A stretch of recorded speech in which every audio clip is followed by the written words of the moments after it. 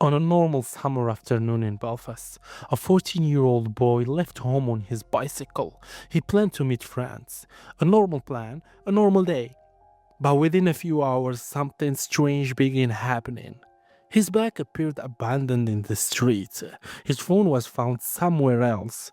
Witnesses saw him cycling through the city naked. And 6 days later, search team discovered his body inside the storm drain tunnel beneath Belfast.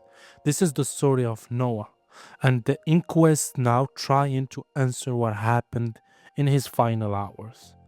And the latest testimony heard in court has raised a phrase that nobody expected to hear in search for a missing teenager: missing person fatigue.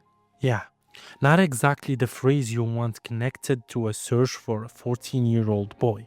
So today we are going to break down what the jury heard during the latest day of the inquest, what investigators said about the search, and why this case still leaves so many questions unanswered.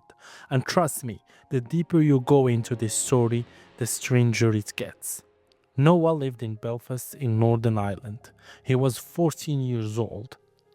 Teachers described him as intelligent and polite. Friends said he was quiet but kind. He played the cello. He loved music and school. But every account, he was just a normal teenager with his whole future ahead of him.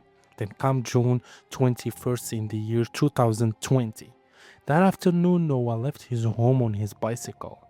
He told his mother he was going to meet friends near Cave Hill. Nothing unusual about that. Teenagers meet friends all the time, but something happened during that journey. And investigators are still trying to understand exactly what. CCTV cameras later captured Noah cycling through different parts of Belfast. But during that ride, something very strange began happening. His belongings started appearing across the city. First, his backpack, later, his mobile phone. Eventually, even his clothes were found. Witnesses reported seeing Noah cycling without clothes through parts of North Belfast. Drivers who saw him said he looked confused, almost disoriented. And witnesses said he had fallen from his bicycle earlier but got back up quickly. Another driver described him as startled, but still moving quickly through the street. Then that evening, residents in the Northwood area reported hearing something unsettling: a scream. One woman told investigators she heard a high-pitched scream that made her look outside immediately. Another resident also reported hearing a scream later that night, but no one could tell where it came from. By that point, Noah had vanished. His mother Fiona reported him missing that same evening. She was deeply worried. She told police that in the days before his disappeared, Noah had seemed emotional. He had hugged her more than usual. He had told her he loved her several times, but there was nothing suggesting he planned to disappear.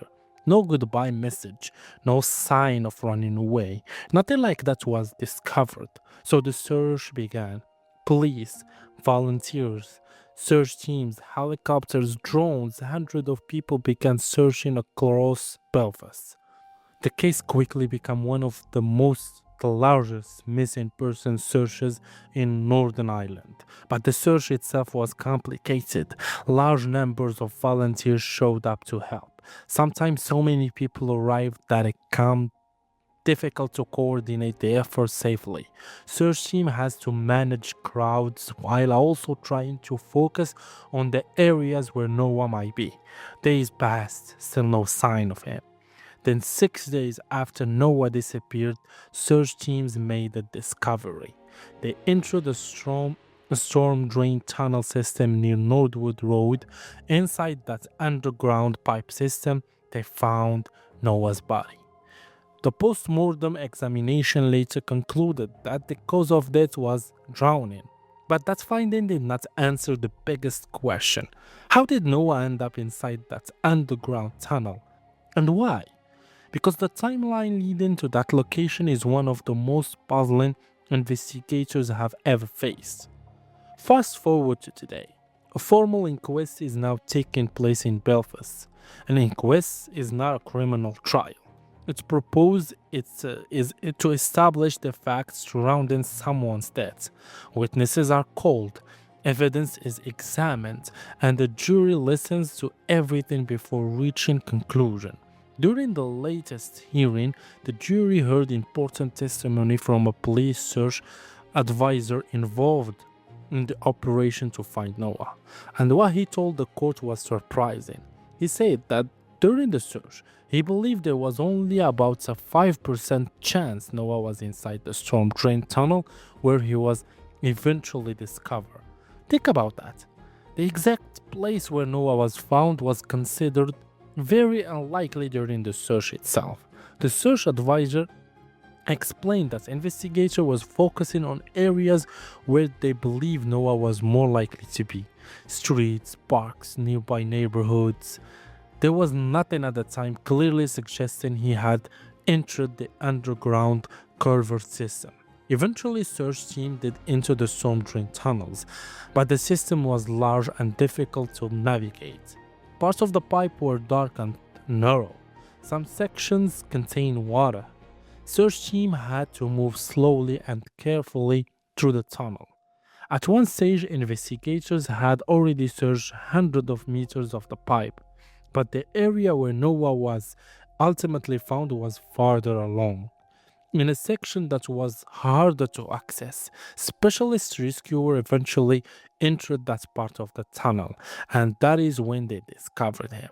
During the inquest, the jury also heard about a review of the search operation, and that review raised a concern using the phrase missing person fatigue. This phrase refers to a situation where a long search operations can create exhaustion and reduce urgency among team involved. However, the search advisor strongly rejected the idea that mistakes in the search delayed the discovery of Noah. He told the court he stand by the decision made during the operation. He said nothing the team could have done differently would have found Noah sooner. The testimony highlights just how complicated the search was. Hundreds of people, multiple locations, and the confusion timeline of events. The inquest has also revealed another surprising detail. Some CCTV footage collected during the investigation was not actually viewed until 2 years later. That does not mean investigators ignored the footage. It shows how complex the evidence collection process became in a case involving many different cameras across a large city. Meanwhile, the inquest has continued examining Noah's movement during his final hours. Witnesses described seeing him cycling through North Belfast. Investigators explore wherever he was have suffered a fall from his bicycle that could have caused confusion or disorientation. Police told the inquest that the evidence gathered did not indicate the involvement of another person in Noah's death. But despite that conclusion, the timeline still raises many questions.